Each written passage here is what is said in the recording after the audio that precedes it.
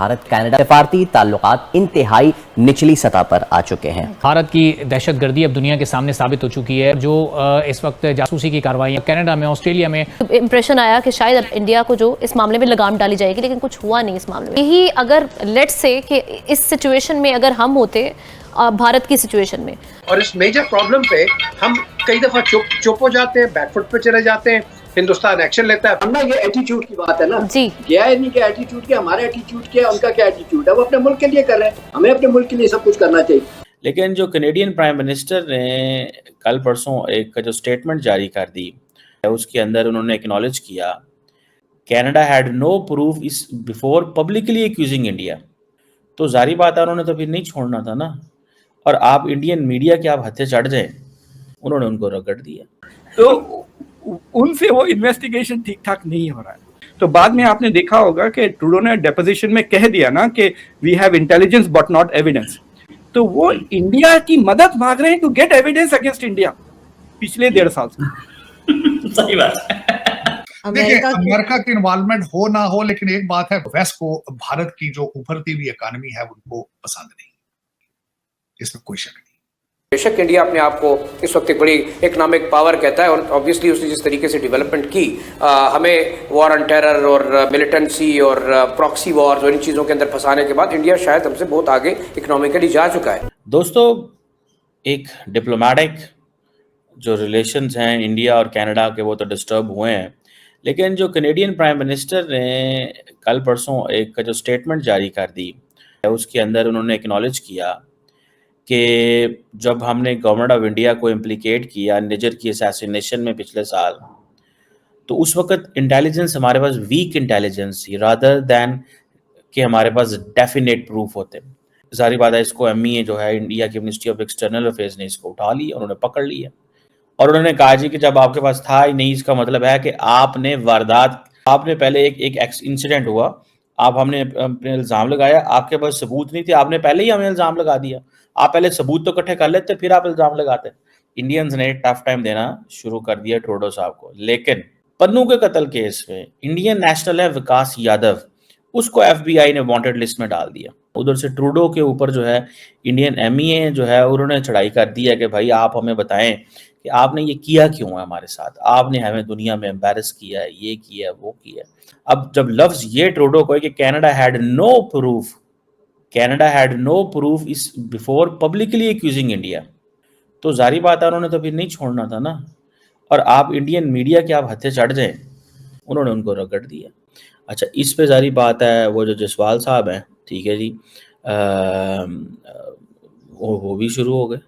अब उल्टा इंडिया ने उनको कहना शुरू कर दिया कि जो एंटी इंडिया एक्टिविटीज़ हैं कनाडा में उसके ऊपर एक्शन लें, और ये सेपरेटिज्म की बात करते हैं। जो वहाँ पे लोग बैठे हुए हैं वो कहते हैं कि जी ये फ्रीडम ऑफ स्पीच है, कैनेडियंस कहते हैं ये फ्रीडम ऑफ स्पीच है। तो अब ये इंडिया और कनाडा का रहेगा, इंडिया इससे नहीं मेरा ख्याल पीछे हटेगा। इंडिया ने थोड़ी सी कॉस्ट बेनिफिट एनालिसिस किया। कॉस्ट बेनिफिट एनालिसिस इंडिया ने ये किया है कि अमेरिका से कोऑपरेट करो इस मामले में, क्योंकि अगर अमेरिका से कोऑपरेट ना किया तो वो they have more tools to disturb India. और मैं आपको ये भी बताऊँ एक बात, जिस दिन अमेरिकन ने चाहना इंडिया कनाडा के ताल्लुकात नॉर्मल हो जाने, ये याद रखना बात, जिस दिन आपने अमेरिकन ने चाहना है इंडिया और कनाडा के ताल्लुकात नॉर्मलाइज हो जाएंगे।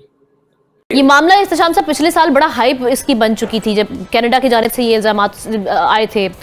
उस वक्त हाइप बनी, इंप्रेशन आया कि शायद इंडिया को जो इस मामले में लगाम डाली जाएगी, लेकिन कुछ हुआ नहीं इस मामले में।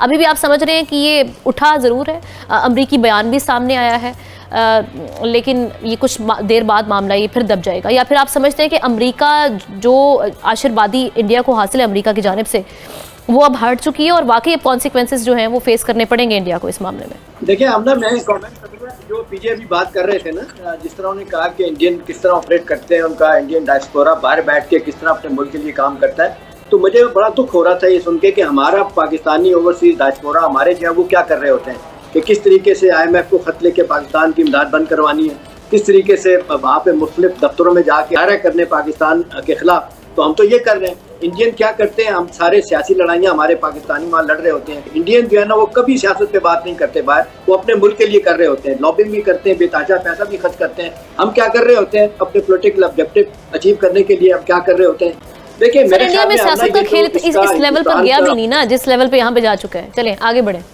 हम ना, ये एटीट्यूड की बात है ना जी, गया है नहीं, क्या एटीट्यूड क्या, हमारा एटीट्यूड क्या, उनका क्या एटीट्यूड है, वो अपने मुल्क के लिए कर रहे हैं, हमें अपने मुल्क के लिए सब कुछ करना चाहिए।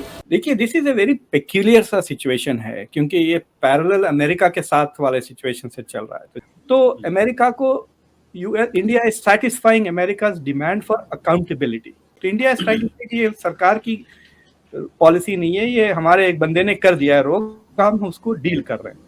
बट कनाडा की तरफ the situation is entirely different, because Canada की जो कहिए आप पुलिस फोर्स या उनकी जो भी है, घोड़े से उतर के काम करे ना भाई, घोड़े पे बैठे बैठे कैसा इन्वेस्टिगेट करते हैं तो उनसे वो इन्वेस्टिगेशन ठीक ठाक नहीं हो रहा है।